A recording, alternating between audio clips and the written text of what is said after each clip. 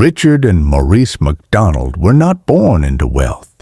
They didn't come from powerful families or have access to large sums of money. They were just two hard-working brothers with a dream to build something of their own, something that would last. They had no idea that their small restaurant would one day become the most famous fast food chain in the world. It was the early 1940s, and America was changing. The economy was booming. Cars were becoming more affordable, and families were spending more time on the road. But there was one problem. Eating on the go was a hassle. At that time, restaurants were slow, expensive, and often unreliable. People would drive up to diners and wait for car hops to bring their food, a process that could take a long time. Orders were often mixed up. Food was sometimes cold, and customers were frustrated. The McDonald brothers saw this problem, and they knew there had to be a better way. They didn't just want to run another ordinary restaurant. They wanted to change the game. So in 1940, they opened McDonald's Barbecue in San Bernardino, California. It was a typical drive-in restaurant at first, serving a wide variety of items. But after a few years, they noticed something. Most of their customers were only ordering a few things: burgers, fries, and shakes. That's when the brothers had a groundbreaking idea. What if they simplified the menu? What if they eliminated everything except the most popular items? And what if they completely redesigned the kitchen to make food as fast and efficient as possible? They shut down their restaurant for months and began working on something revolutionary, a system where food was prepared with the precision of an assembly line. They called it the Speedy Service System. Instead of cooking food to order, they pre-cooked the patties and kept them warm, ready to be served within seconds. Instead of waiting for a server, customers would walk up to the counter, place their order, and get their food immediately. This was unlike anything anyone had ever seen before. When they reopened in 1948, people were shocked. There were no waiters, no car hops, and no complicated menus. Just a few simple items served lightning fast. It was quick, affordable, and delicious. Word spread fast. Soon lines began forming outside their small restaurant.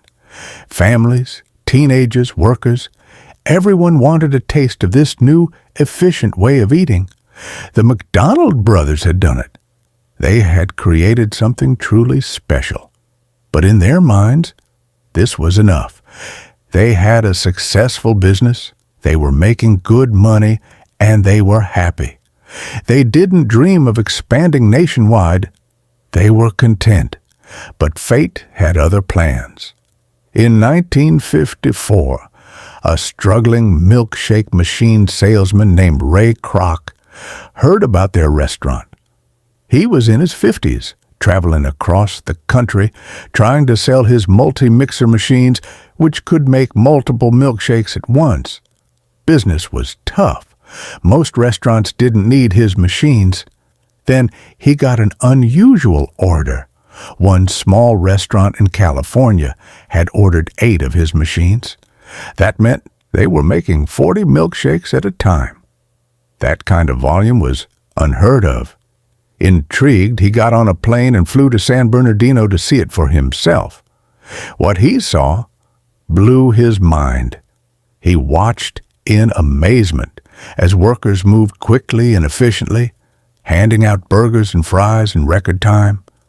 Customers came, placed their orders, and within seconds, they had their food. There were no mix-ups, no delays, no frustration. It was fast, seamless, and brilliant. Ray Kroc immediately knew this was the future. But here's the thing. Richard and Maurice McDonald didn't see it that way. They were proud of their restaurant. They loved what they had built. But they weren't dreamers in the way Ray Kroc was. When he excitedly suggested franchising McDonald's across America, they weren't convinced. They had already tried opening a few franchises before, and it hadn't worked out the way they wanted. Managing multiple locations was complicated, and they didn't want to deal with the headaches. But Ray was persistent. He saw what they couldn't, the true potential of McDonald's. After much convincing, the brothers agreed to let him franchise their restaurant. But they set strict rules. The restaurants had to maintain the same food quality, the same service, and the same efficiency. Ray agreed, though deep down he already had bigger plans. In 1955, Ray Kroc opened his first McDonald's franchise in Des Plaines, Illinois. It was an instant success. He wasn't just opening restaurants, he was creating a brand. He pushed for consistency, making sure that every single McDonald's served food exactly the same way. He introduced the golden arches, making McDonald's instantly recognizable, and then things started to change. Ray Kroc was not a patient man. He was ambitious, aggressive, and determined to make McDonald's a global empire.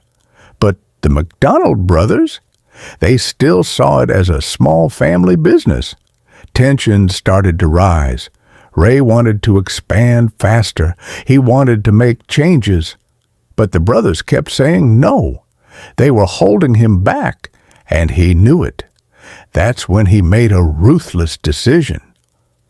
In 1961, he offered to buy McDonald's from them for $2.7 million. It was a huge amount of money at the time, enough for the brothers to retire comfortably. They thought about it, and finally, they agreed. But there was one last condition. They made a handshake deal with Ray. He promised to give them royalties for life, meaning they would receive a percentage of every McDonald's sale forever. It was an incredible deal. Or at least, that's what they thought. Because once Ray Kroc had control, he went back on his promise. The McDonald brothers never saw a single penny from the royalties. And the worst part? Ray wasn't satisfied with just owning McDonald's. He wanted to erase the brothers from its history. He forced them to remove their original restaurant's name. Then he opened a new McDonald's down the street, deliberately putting them out of business. The very first McDonald's, the one they had built with their own hands, was shut down. Ray Kroc took everything. Maurice McDonald, heartbroken and defeated, passed away in 1971. Richard McDonald lived a quiet life, watching from a distance as McDonald's became a billion-dollar empire. He had created something incredible, but he was forced to stand by and watch someone else take all the credit.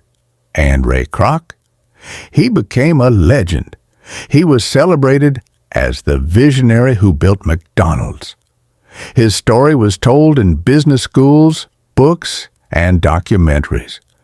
He took full credit, rarely mentioning the two brothers who had actually started it all. This isn't just a business story. It's a story of dreams, betrayal, and ambition. Richard and Maurice McDonald had a brilliant idea, but Ray Kroc had the drive. Together, they built something that changed the world. But in the end, only one of them got to keep it. Today, McDonald's is one of the most recognizable brands on the planet. It serves millions of people every single day. It's worth billions. But behind those golden arches is a story few people know, a story of two humble brothers whose dream was taken away from them. A reminder that in the world of business, sometimes the biggest dreamers don't always win.